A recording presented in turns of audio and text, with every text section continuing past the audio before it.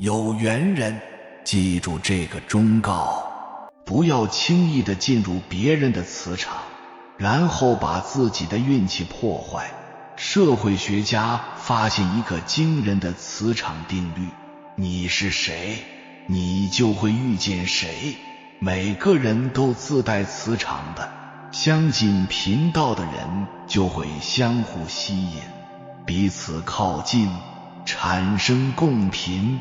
所以我们经常说相见恨晚，一见如故。只有与自己磁场相似的人才会舒适持久。记住，千万不要轻易介入别人的磁场。古人云，一剑破九贵。也许你的运气很旺，但是接触磁场很差的人，你的运道就会受到影响，你的工作生活都会走下坡路。如何识别磁场差的人呢？磁场差的人一般层次比较低，无知、愚昧、嫉恨、使坏。动物本能比较强。动物跟人最大的区别是，人有人性，动物有本能。如果人没有了人性，还不如动物。比如你觉得他磁场低很可怜，一旦你想要改变他，拯救他，那他和你的命运就会绑在一起。尤其是女性，不能对磁场差的男人太好，因为这样的男人觉得善良的女性易于欺负，有便宜可占。他们对于你善良背后的价值和可贵之处缺乏理解。从进化行为学的角度来看，磁场差的人往往具有强烈的动物本性，内心深处扎根着弱肉强食的观念。当你对他们表现善良、客气、给予面子、释放善意时，他们会不自觉地将你视为弱者，俯视你，欺负你，就像欺负一只蚂蚁一样。所以不管男人女人，一定要保护好自己的磁场，不要把自己的运气被对方破坏了。远离那些偷走你磁场的人，和磁场相合的人一起，你才会开心舒服，气色、状态、运气才会变好。告诉你一个真相，旺自己的方法就是养磁场。人的磁场其实是灵魂所散发的力量。磁场虽然无形，但力量巨大，无时无刻改变着我们的人生。爱因斯坦曾经说过，宇宙的万事万物都是能量，人也不例外。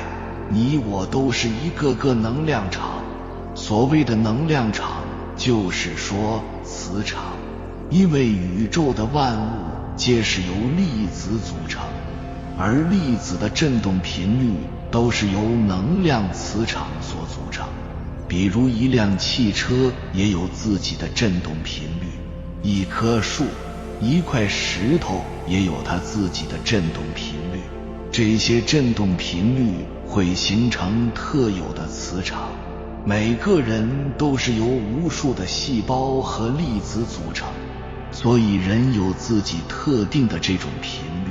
如果你遇到了一个这种频率和自己相似的人，你一定会觉得这个人有莫名其妙的亲切感，你们也很容易成为朋友。相反，如果振动频率相差太大，你们就会发现自己和对方不合，而且这种振动频率会相互影响。比如两个长时间住在一起的人，他们的振动频率会很相近，他们的思想甚至生理问题都会趋于相同。在这个其中，大的能量场会影响相对小的能量场，比如你的周围都是气场很强大的成功人士，你和他们相处久了，你就会慢慢变得和他们一样成功。所以你的振动频率和你周围的振动频率代表了你的运气。如果你能改变自己的磁场，你就能够改变自己的命运。一个人想要吸收更大的能量，那么他首先要做的就是放空自我，让高能量的磁场能够流通到自己的身体里，同时要接触大自然，让宇宙的振动频率与自己相匹配。当然，最快的方式是通过冥想，让脑电波来生成磁场频率，这样你就可以运用自己的磁场来转变自己的人生。如何提高自己的磁场呢？1. 良好的心态。2. 理性的思考能力。3. 稳定的情绪。4. 努力提升自己的意识。5. 专注于自己的事业。6. 目光长远，信念坚定，不管到了什么年纪，都要保持内心丰盈和强大，骨子的坚持，言行中的教养，交往中的包容，心灵中有善良，还有感恩的心，不依赖任何人的底气。所以说，一个人磁场最好的状态，可遇、可望、可期，想开、看开、放开，望可望之事，待可待之人，珍惜真诚的人，在一起才能幸福。和不值得的人在一起就是折损，和自私的人在一起就是找虐。如果你总是感觉最近很倒霉，运气不好，做什么都不顺，那你很有可能是被别人传染了。要知道，我们每个人运气的好坏都是跟磁场有关的。很多运气不好的人，不是他本身的能量不高，而是他的磁场对一些乱七八糟的人或者是干扰、破坏、消耗了。越是消耗，运气就越不好，那运气越不好，就会有接二连三的糟心事出现，就变成了一种恶性循环。其实这种情况是可以破解的，只要你远离那些负能量的人，不要去做免费的垃圾桶，拒绝别人向你单纯的输出和传递负能量的行为，然后就可以慢慢去净化自己的磁场，让正能量重新回归生活。当你有好状态的时候，一定要防止别人来破坏你的磁场，拉低你的能量。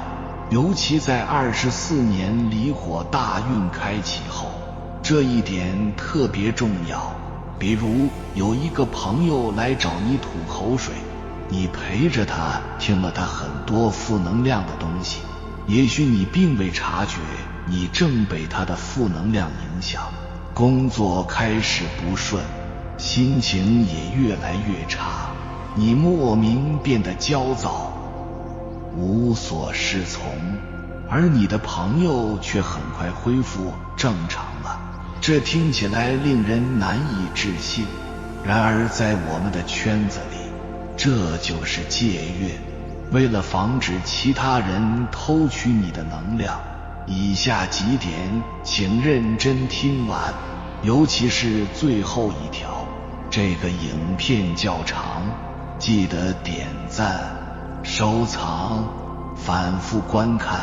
第一，远离让你感觉不舒服的人。如果与某人共处时你心神不宁，务必远离他，和可以滋养自己的人在一起，你们的能量都可以得到提升。第二，当感觉疲倦时，立即休息了。一旦觉得累，立刻放下手头的任务，这是身体需要充电的提醒。当你的精神恢复饱满，能量也随之充实。第三，少聚会，多独处。一旦内心烦扰时，独自静思、阅读或绘画，让内心回归宁静。第四，注意察觉情绪，并进行清理。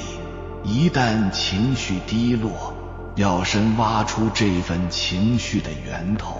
某些事情反复困扰你，或许是提醒你需要进行情绪清理。第五，少倾听，勿指导。每个人都有自己的生活，尽量避免过分同情他人，尊重他人的命运，不介入他人的因果。第六，进入你喜欢的圈子。你是谁，大部分取决于你所在的圈子。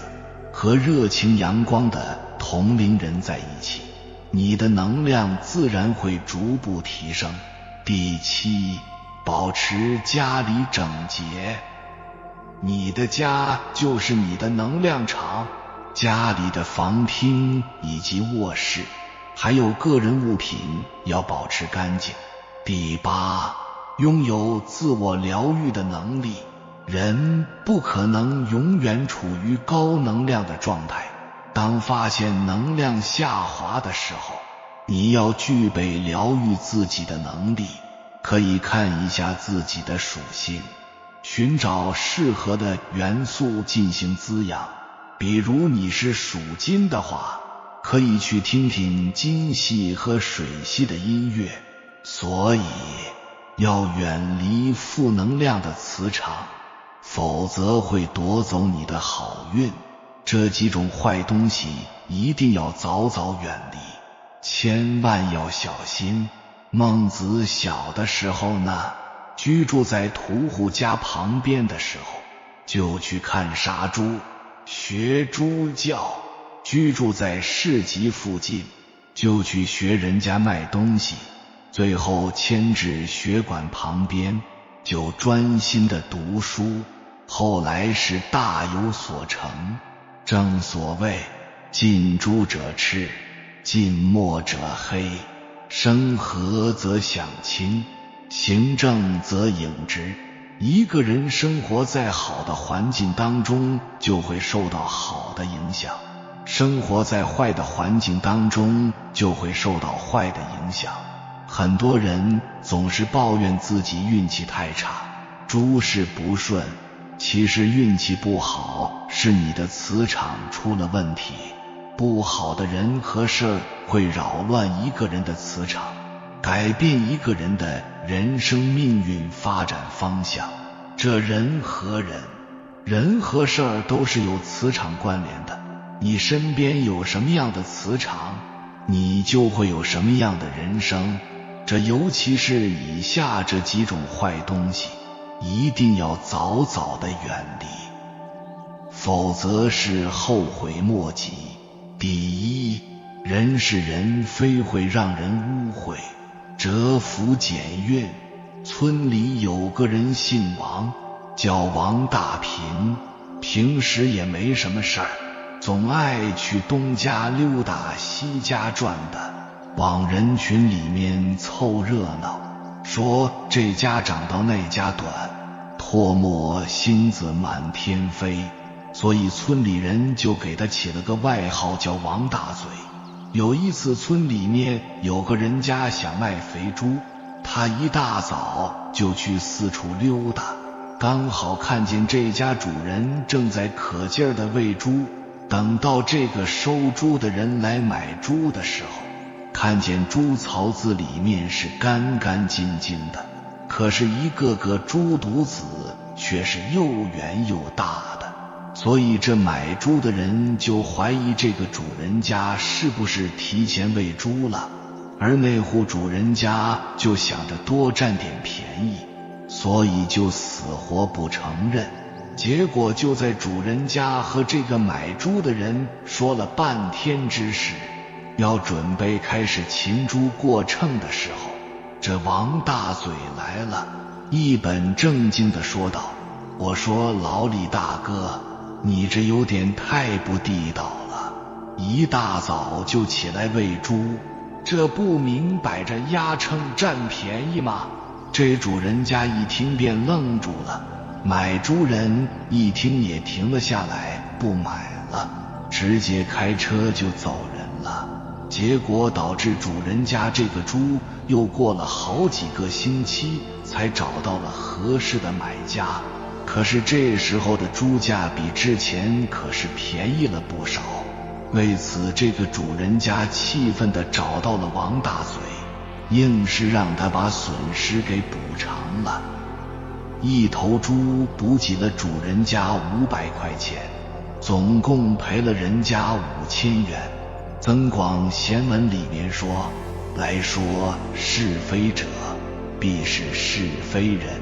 有一天唐太宗在和大臣们聊天，他说关中的人很时尚，山东人就很土气了。有大臣呢就站出来说，皇上啊，您不要这样评价人，普天之下莫非王土，哪里的人不是你的子民呢？这唐太宗马上意识到自己因为没有守好自己的口德而招惹是非，于是马上表示了歉意。这有句话说得好，口说人是非，嘴上无德，因果报应终害己，神仙也难救。其实是非不可怕，可怕的是是非找上门。有的烂事儿就像折河剧，当事人越是挣扎越会被吞噬；有的烂人就像是蚊蝇，只要被他们缠上，不是被恶心就是被吸血。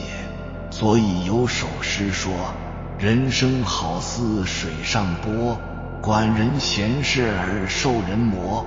青山不管人间事，绿水何曾说是非。有人问我红尘事，白手摇头总不知。人生在世，生活本不易，要懂得避开是非之地，远离是非之人，避免无妄之灾。好好说话，留心惹祸上身，别凑热闹，免得飞来横祸。管住言行才是上上之举。第二，冤孽情缘会让人沉沦，消福消运。汉书里面说，既饥感而心逐兮，包红颜而服民。古代在历代皇帝眼中，红颜美人始终是排在江山社稷之后的，拥有了至高无上的皇权，也就自然拥有了天下的红颜美女。然而事实上，无论是天子、大将还是市井布衣，因为冤孽情缘，最后误国误终身的人大有人在。夏王桀因为专宠妹喜，不理朝政，导致灭国。商王纣是迷恋蛇蝎美人妲己，残害忠良，众叛亲离，中国王自烧死于大火之中。周幽王为博美人褒姒一笑，不惜烽火戏诸侯，间接导致朝代灭亡。在现在的生活中，不分年龄，不分穷富，因为怨孽情缘毁了终身的同样也大有人在。1927年，已婚才子作家伊达夫在上海偶遇杭州美女王映霞，从而产生了不应该有的情愫。后来在伊达夫的热烈追求下，王映霞是终于答应了他的铮铮誓言和炽烈的爱情，在1928年与之结为秦晋之好。在这段轰轰烈烈的情缘中，郁达夫还曾因为追寻路上遭遇挫折而醉酒，借酒消愁，喝的是烂醉如泥，还吸食鸦片来麻醉自己爱而不得的痛苦。但令人扼腕的是，这对在诗人柳亚子眼里的富春江上神仙侣，数年后却从未爱回家到反目离婚。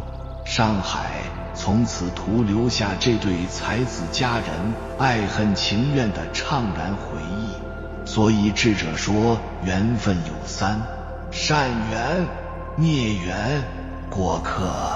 一个人对另一个人或者事物产生感情，是由于前一世的业力所决定的，即所谓缘。但如果这种感情能给人带来福报，即所谓善缘，那么两个人就会结为夫妻，或者是成为朋友。但如果这感情呢，会给人带来灾祸，即所谓的恶缘，那么这两个人便会结为仇人，或者是成为冤家。红尘滚滚，芸芸众生，缘聚缘散，处处皆缘。回首是缘，相遇是缘，生命是缘，夫妻是缘，朋友是缘，红颜是缘。善缘息之，孽缘克之，过客随之。红尘看破了，不过是浮尘；生命看破了，不过是无常；爱情看破了，不过是聚散。第三，负能量的磁场会让人消极，厄运缠身。古代有一个国王，有一天晚上做了一个梦，他梦到山倒了，水干了，花也谢了。这醒来之后，他就说给了王后听，让王后帮他解梦。这王后一听是大惊失色，痛哭地说：皇上啊，要出大事了，山河要倒说明国破，军事传民是水，水干了代表民心尽失，这花谢了代表离枯萎不远了。这国王听完以后，瞬间是惊出一身冷汗，从此是郁郁寡欢，身患疾病，宫中最好的医生都治不好。后来有一天，有位大臣有要事上奏，这于是见了国王，国王便把梦中的事情告诉了这位大臣。这大臣一听却喜出望外，说：皇上，这是吉兆啊，山倒了一马平川，从此天下升平，水干了真龙才现身，您就是真龙天子，花谢了果子才会生长，代表国力日渐强盛啊。国王一听不禁大喜，顿感全身轻松，疾病很快就痊愈了。曾国藩说：功名看气概，富贵看精神，真正厉害的人从来不看一个人的五官，而是要看一个人的神韵。神韵很亮，浑身散发出慈悲、清新，没有浊气，这种人运气就会很好。一个人的神韵在消极的磁场和积极的磁场中是截然不同的。在消极的磁场中，你会吸收到负能量，运气就会越来越差。在积极的磁场中，你才能够感应到正能量，人生会一顺百顺。正如有一句话所说，跟着苍蝇会找到厕所，跟着蜜蜂会找到花朵，跟着千万赚百万，跟着乞丐会要饭。积极的人像太阳，照到哪里哪里亮，消极的人像月亮，初一十五不一样。人生一定要远离负能量的磁场，远离消极的人，与干净的磁场在一起，与正能量的人在一起。正如有句话说的，你想有什么样的人生，就去多靠近什么样的人。你想要吸引什么样的人，就努力去变成什么样的自己。人生在世，世事多艰辛，人情天甘泉，是是非非当谨言慎行，爱恨情仇当顺其自然，乌云见日当向阳取暖，不怨天不尤人，为人做事反求诸己，不负岁月不负韶华。因为世间事无非就是明了，心了是字了，如此而已。一个人最大的清醒，就是不轻易介入他人的磁场，不让任何人干扰你的磁场。要想拥有好的生活，就要修炼稳定的内核。一、修炼屏蔽力。你有没有发现，我们身边常常有这样两种人，一种人很容易被外界干扰，一点风吹草动就会影响他们的情绪，改变他们的想法，生活充满了烦恼。还有一种却很少受别人的影响，他们总是活力满满，能坚持自己想做的事。这种人往往更容易实现目标，获得幸福。其中的差别就是屏蔽力的高低。生活中，我们总是难免会听到各种不同意见的声音，遇到各种影响我们情绪的人和事。如果对外界的一切过度在意，就无异于给自己套上无形的枷锁，时时不得自由。适当屏蔽外界的声音，保护好自己的磁场，才能获得想要的安宁与幸福。二、建立边界感。曾有人问作家老杨的猫头鹰，为什么我一直与人为善，乐于助人，非但没有积累人脉，还常常费力不讨好。他答道，那是因为你总是牺牲自己的精力去讨好别人，却忘了与人交往最好的方式不是有求必应，而是熟不逾矩。老杨的猫头鹰在刚工作时，也曾因为不好意思拒绝同事的请求，承担了很多不属于自己的工作和责任。可他渐渐发现，自己的妥协和退让换来的是别人的得寸进尺，最后吃力不讨好。缺乏边界感的人往往容易遇到这两种情况，一种是讨好他人来获得认可，一种是控制他人来凸显自己的价值。无论哪一种，都容易侵犯别人，也伤害自己。明确自己的边界，不让无关紧要的人和事偷走精力，才能成为更加完整、独立的自己。收获更加健康的关系。3、打造正向磁场。吸引力法则中指出，思想也是一种力量，是能量的一种表现形式，它具有磁性。你有什么样的思想，就会吸引到什么样的人和事。这看似神秘莫测，却也不无道理。就像心理学指出的，我们每个人看到的世界本质上都是内心的映射。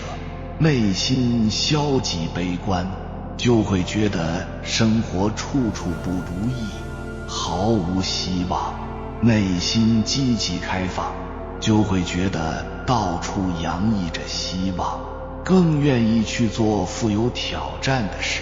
想要生活变好，先要打造属于自己的正向磁场。